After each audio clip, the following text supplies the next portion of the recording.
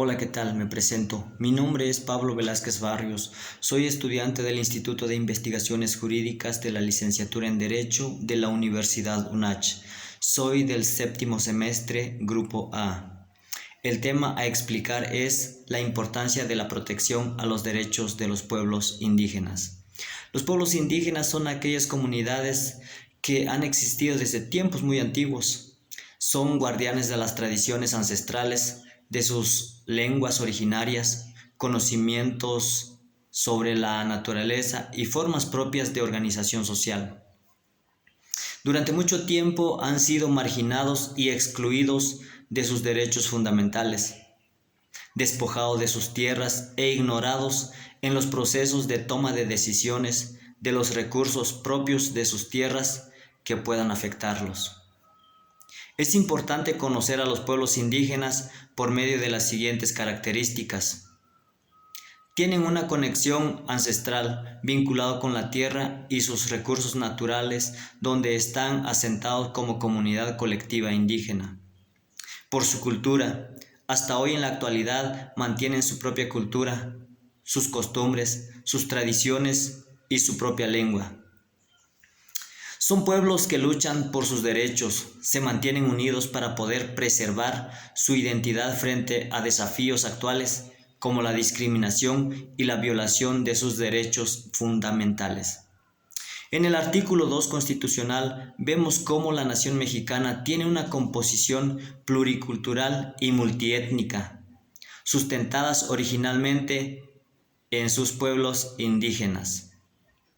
Desde la reforma indígena del 14 de agosto de 2001, el artículo 2 constitucional en el apartado A se reconoce y garantiza la libre determinación y autonomía de los pueblos y comunidades indígenas, con el fin de decidir su propia forma interna de gobierno, su convivencia, su organización social, económica, política y cultural, así como solucionar sus conflictos internos, preservar así y seguir enriqueciendo sus lenguas.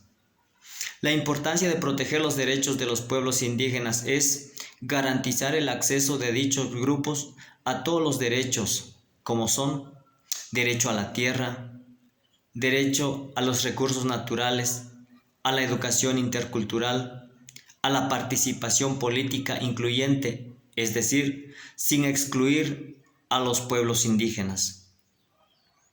El Convenio 169 de la OIT de 1989 se enfocó en buscar la protección de los derechos de los pueblos indígenas sobre sus tierras y su cultura.